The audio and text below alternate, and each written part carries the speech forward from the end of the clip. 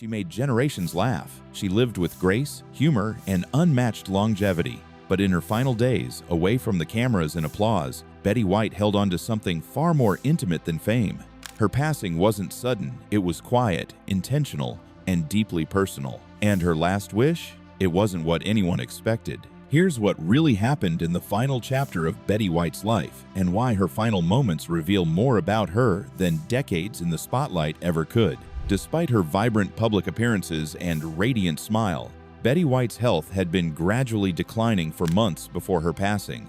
To the world, she was still the quick-witted legend, the 99-year-old, with more energy than people half her age. But behind the scenes, subtle changes began to show. She tired more easily, canceled appearances more frequently, and slowly withdrew from the public eye, not because of vanity or fear, but because she knew her time was winding down. Betty had always been incredibly private about her personal health. She wasn't one to complain or dwell on discomfort. Her inner circle said she stayed upbeat even when her body began to fail. But the signs were there: fewer calls, shorter visits, and a noticeable shift in how she moved and communicated. Doctors had warned her long before that age-related complications were inevitable. But Betty didn't see herself as fragile. She refused to let a diagnosis, or even the natural process of aging, define how she lived.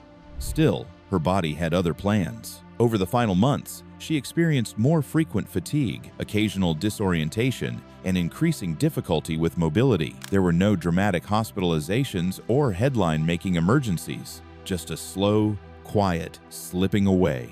Her team handled everything delicately. Appointments were scheduled with care. Longtime assistants shielded her from media inquiries. Friends who visited said they noticed the difference, but also said that Betty, even in decline, never lost her charm. She'd still light up when talking about animals, still make a joke that left people laughing through their tears. And yet, those closest to her knew she was preparing for the inevitable. The sparkle was dimming, gently but unmistakably. She spoke less about future plans and more about the past. There was a calm acceptance in her voice, even when her strength wavered. She wasn't afraid, she was just getting ready. In her final days, Betty wasn't a fading star, she was a graceful soul easing into her final chapter. No drama, no spectacle, just quiet reflection, dignity, and a little bit of mischief when she had the energy.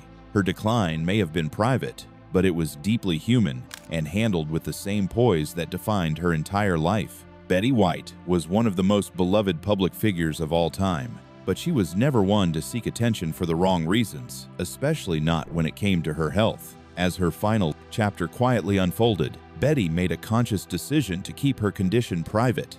It wasn't out of fear, shame, or denial. It was a choice rooted in self-respect, love for her fans, and a lifelong belief that some things are better left personal. Even at the height of her fame, Betty kept the line between her public persona and private life firmly drawn. She gave everything to her audience on stage and on screen, but she never believed that every detail of her personal life needed to be shared.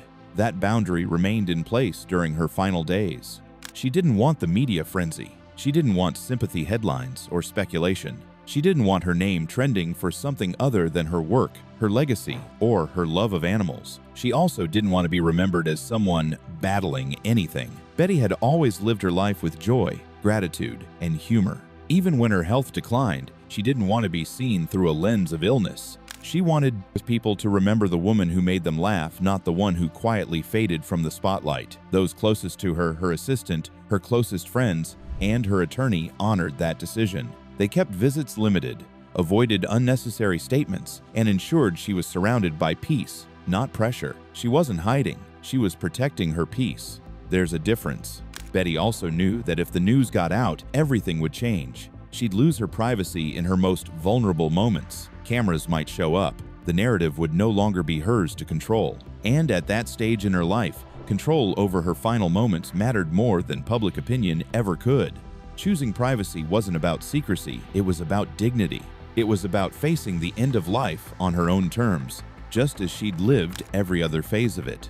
Betty White gave the world decades of joy. In return, all she asked for was the quiet to say goodbye in her own way, while the world continued celebrating Betty White's legacy with tributes and admiration. Only a small group of people knew what was really happening behind closed doors. Betty didn't make a public announcement, and she didn't want the sympathy that often comes with one. Instead, she confided in a tight inner circle, trusted friends, and longtime confidants who had earned her loyalty over decades. This group wasn't made up of Hollywood elites or fair-weather friends. It was a carefully chosen few, her assistant of many years, her manager, her close attorney, and a handful of dear friends who had stood by her through the highs and lows of a long life. These were people who didn't need access to her spotlight. They simply wanted to be there for her in silence, with love. They protected her fiercely. Any medical updates were kept confidential. They screened phone calls, turned away unnecessary visitors, and made sure her wishes were honored without question.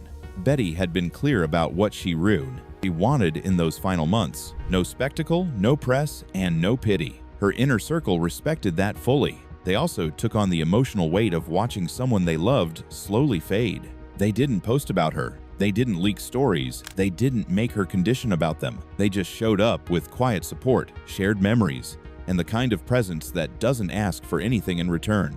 Some would come by just to sit with her, knowing that even if she couldn't talk much, she appreciated the company. Others helped manage logistics, making sure her home remained calm and comfortable. They coordinated meals, caregivers, and quiet moments. Most importantly, they helped Betty feel safe and in control, even as her health declined. It's rare in today's world, especially in celebrity culture, for someone to pass with so much privacy and dignity. That was only possible because the people around her never broke her trust. They didn't chase attention, they stood guard. In the end, this inner circle gave Betty White something priceless: the ability to be vulnerable without fear, to rest without intrusion, and to leave the world in peace. They knew the truth and they kept it sacred. Betty White spent her last days exactly how she wanted at home. Not in a hospital room, not surrounded by machines, but in a quiet space filled with light, warmth, and familiarity. Her home in Brentwood, Los Angeles wasn't just a residence. It was her sanctuary. And as her health declined, she made it clear this was where she wanted to spend her final moments. Betty had lived in that house for decades. It wasn't extravagant by celebrity standards, but it was full of love. Every corner held memories. Framed photos of her late husband, Alan Ludden, decorated the shelves. Her books, awards, and lifelong collection of animal figurines were neatly arranged in every room. The garden was alive with birds and squirrels she'd often feed. It was quiet, natural, and deeply hers. Doctors and caregivers were brought in as needed, but she rejected the idea of relocating to a hospital or hospice. She didn't want to be surrounded by clinical white walls or unfamiliar voices. She wanted to hear her wind chimes, smell her favorite flowers, and fall asleep in the bed she'd woken up in for years. That sense of peace meant more to her than any medical facility could offer. Her home allowed her to maintain control, dignity, and routine during a time when so much else was slipping away. Friends who visited said the space felt serene, more like a cozy retreat than a place of mourning. The energy in the home was soft, filled with sunlight and subtle laughter from old memories. Care was constant, but so was calm. One of her final wishes was to be surrounded by things she loved: her pets, her favorite music, and, most importantly, familiar energy. That home, filled with Betty's essence, gave her comfort during her most vulnerable days. It wasn't just about avoiding hospitals. It was about choosing to end life the same way she lived it, on her terms, in her space, surrounded by beauty. Betty didn't want her final chapter to be defined by tubes or technology. She wanted peace, and she found it in the four walls that had given her joy for decades. Her final home wasn't just a house, it was her goodbye letter, written in stillness. In the final weeks of her life, Betty White knew her time was near. Her body was slowing down, but her mind, when clear, remained sharp, full of wit and warmth. During those precious moments, she shared quiet, heartfelt conversations with those closest to her. They weren't long speeches or dramatic farewells. They were simple, meaningful exchanges filled with love, humor, and closure. Close friends who had known Betty for decades stopped by in small, staggered visits. Some called, others wrote letters, which were read to her aloud when she no longer had the energy to speak. She didn't have long conversations, but when she did speak, she chose her words with intention. "Thank you," "I love you," and "You've made my life better" were phrases heard more than once. They weren't grand goodbyes. They were real, honest acknowledgments of the lives they'd shared. To those she couldn't speak to directly, She passed along messages through her assistant and caregivers, short but powerful notes of gratitude and appreciation. Her heart was full, and she wanted people to know they mattered. What struck everyone most was her peace. She didn't seem afraid. She didn't avoid the topic. When death came up, Betty treated it with the same grace she gave to everything else. "I've had a good run," she told one friend. "I'm ready, and I'm grateful." She also never lost her sense of humor. Even in the final days, when her voice was faint and her energy limited, she still cracked soft jokes, some of them surprising. All of them very Betty. Laughter was how she coped, how she connected, and how she comforted others who were hurting more than she was. Some of her last conversations included reminiscing about her late husband, Alan Ludden. She spoke of him often in those final moments. Friends say her eyes would light up when his name came up, as if he was just in the next room waiting for her. That thought brought her peace. Betty's final conversations weren't about regret or sadness. They were about love, memory, and gratitude. She made sure the people who mattered most knew how deeply she appreciated them. And in doing so, she left them with something far more lasting than words. She left them with peace. Betty White's love for animals wasn't a celebrity quirk. It was one of the most consistent and passionate parts of her identity. Throughout her life, she championed animal rights, supported shelters, and even turned down roles if they conflicted with her advocacy work. So it's no surprise that in her final days, animals played a profound role in keeping her calm, connected, and comforted. At her Brentwood home, Betty was surrounded by reminders of her furry friends. From framed photos of past pets to animal figurines lining her shelves, her space was filled with love for creatures great and small. But it wasn't just symbolic. She had animals around her until the very end. Her golden retriever, a gentle companion in her last years, rarely left her side. Caregivers said the dog seemed to sense her condition, often curling up quietly beside her, offering warmth without words. Betty found comfort in routine feeding birds in her backyard, watching squirrels through the window, listening to the sounds of nature from her garden. Even when her energy was gone, the presence of animals brought her visible joy. A visiting friend recalled how her face would light up when her dog walked into the room. It wasn't just affection, it was soul-deep peace. In her final weeks, a local animal therapy group she had supported for years arranged for a few gentle rescue dogs to visit her. The interaction was quiet but meaningful. She didn't speak much, but her eyes softened, her hand reached out, and her spirit seemed to lift. Animals had always brought her back to center, and that didn't change at the end. Betty often said she trusted animals more than most people. They didn't lie, they didn't pretend, they simply existed in love, and that, to her, was everything.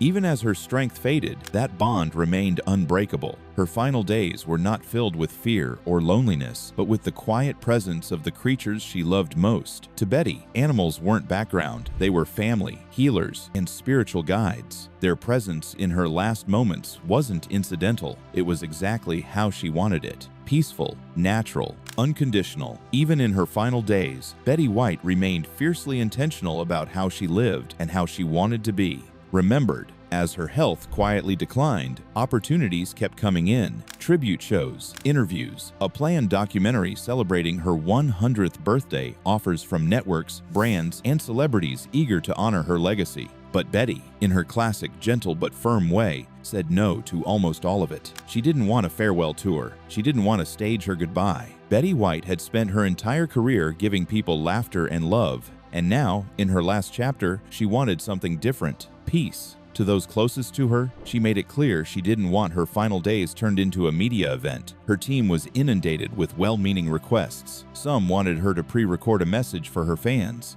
Others suggested filming a final conversation or doing one last magazine cover, but Betty refused. Not because she didn't appreciate the love, but because she knew the spotlight was no place for vulnerability. She wasn't trying to control her image, she was trying to protect her humanity. In a world where people often cling to the spotlight until the very end, Betty White chose to step out of it with grace. Her refusal to turn her final days into a spectacle wasn't resistance, it was reverence. For life, for legacy, for self. Betty White was open about many things: her love for animals, her comedic roots, her late husband Alan Ludden. But there was one part of her heart she kept almost entirely to herself, right up until the very end: her quiet, lifelong grief over never having children of her own. Publicly, Betty always handled the topic with humor and confidence. She'd say she didn't regret not having kids, that her life was full and joyful without them, and in many ways, it was true. She was a stepmother to Alan's children and deeply loved by them. She poured her heart into causes, friends, and fans. Her legacy was expansive. But privately, some close to her knew the subject still carried a quiet ache. In her final days, that tenderness surfaced more than once. One friend recalled her saying, "Sometimes I wonder what it would have been like." It wasn't said with regret or sadness, but with simple honesty, a window into a side of Betty few ever saw. Betty had chosen her path early in life. She prioritized career, independence, and freedom at a time when most women were expected to marry young and raise families. When she met Alan Ludden, she finally found a love that felt like home, but by then, she felt it was too late to start a family of her own. She embraced his children with love, but she always knew there was a chapter she skipped. She never let it define her. Betty built a life rich in meaning, laughter, and connection. But in those final moments, surrounded by quiet and reflection, the secret surfaced, not as pain, but as truth. A whispered "what if" from a woman who had lived almost a century with no real regrets, just a few tender wonders. Her loved ones honored that honesty. They didn't try to fix it or rush past it. They let her speak, let her feel, and held space for a version of Betty that rarely existed outside of private conversations. This wasn't a sadness she carried every day. It was simply a part of her story. And in the end, like everything else she touched, Betty faced it with grace, humor, and just enough vulnerability to remind us all that even legends have quiet corners in their hearts. Betty White lived her life with extraordinary grace. She was not the kind of person who dwelled on the past or got tangled in bitterness, but in the quiet final days of her life, she shared a rare and deeply human admission with one of her closest friends, a moment of honesty about a decision that, despite all her joy and success, had quietly haunted her. That regret was tied to her late husband, Alan Ludden. Betty and Alan were soulmates by every definition. He was the love of her life, her best friend, and the only man she ever truly considered home. But when Alan first proposed, Betty said no multiple times. She feared uprooting her life and giving up her independence. At the time, she was a working actress living in Los Angeles, and he was based in New York. She hesitated, unsure if marriage was still in her future. Eventually, she said yes, and their marriage was full of love. But Alan died of cancer in 1981, just a few years later. In her final days, Betty reportedly told a close friend, "I wasted time saying no. I should have said yes sooner." She wasn't filled with guilt. She just wished she had embraced the time they had without hesitation. Betty White's life was full, but like all of us, she had moments she wished had gone differently. That's not failure, that's love. And her honesty in those final days made her even more unforgettable. After Betty White passed, a handwritten note was found near her bedside, simple, elegant, and entirely in her voice. It wasn't a will or a lengthy goodbye, just a folded piece of paper with a brief message. "Don't cry for me. I've had a beautiful life. Laugh today. That's what I want." It stopped her assistant in her tracks. Betty's final note didn't ask for tributes or sorrow. It asked for joy. It reminded those left behind that grief can exist alongside gratitude. Betty had always said laughter was the best medicine, and even in death, she insisted on delivering one final dose. That note wasn't for headlines, it was for her people. For anyone who loved her, it was a permission slip to smile through the tears. A classic Betty, moved short, warm, and unforgettable. In a world obsessed with last words, she kept hers perfectly simple. Keep laughing. Betty White never feared death, not because she was unaware of it, but because she had made peace with it long ago. In interviews, she often spoke of death as a natural next step, not an ending. She believed in an afterlife, in reuniting with her late husband, Alan Ludden, and in the soul's continuation. Her faith wasn't loud or showy. It was quiet, steady, and deeply personal. That belief allowed her to face her final days with grace. She didn't panic, didn't cling. She accepted what was coming with serenity. To those around her, she even joked about finally getting to rest. She spoke of death not with dread, but with a sort of amused readiness. "I've done what I came here to do," she once said. "Now I'm just packing my bags." Her outlook gave peace, not just to her, but to those who had to say goodbye. In the last 24 hours of her life, Betty White whispered one name more than once, Alan. It wasn't dramatic or rehearsed. It was soft, instinctive, and full of love. Alan Ludden, her late husband, had been gone for decades, but to Betty, he never left. Friends say her face softened every time his name passed her lips. It was as if, in those final hours, her soul was reaching for home. She had often said she looked forward to seeing him again, that her biggest comfort in death was the idea of reuniting with him. In that final moment, it was Alan she wanted beside her. Not lights, not fame, just him. That small detail, shared by a close caregiver, revealed everything about Betty's heart. She never remarried, never stopped loving him, and in her very last hours, she reminded the world that even the brightest stars are guided by love. As news of her death broke, fans were stunned by how peaceful, private, and respectful it had all been. That wasn't luck, it was loyalty. Betty White's closest friends and team made a quiet, unbreakable pact: protect her peace at all costs. From shielding her from media pressure to honoring her wish to pass at home, they made sure every part of her final chapter reflected dignity. There were no leaks, no invasions, no circus. Just silence, love, and respect. Even after her passing, they coordinated the announcement with care, choosing timing and tone that honored her wishes. No one rushed to monetize her legacy. No one stepped into the spotlight. That protection wasn't about control, it was about love. Betty had spent her life giving to others, and in return, those who loved her gave her something back: the freedom to leave this world the way she lived in it gracefully. Betty White's final wish wasn't about fame, tributes, or headlines. It was this: she wanted to be remembered with joy. No black dresses, no long speeches, just laughter. She asked her loved ones to throw a party instead of a funeral.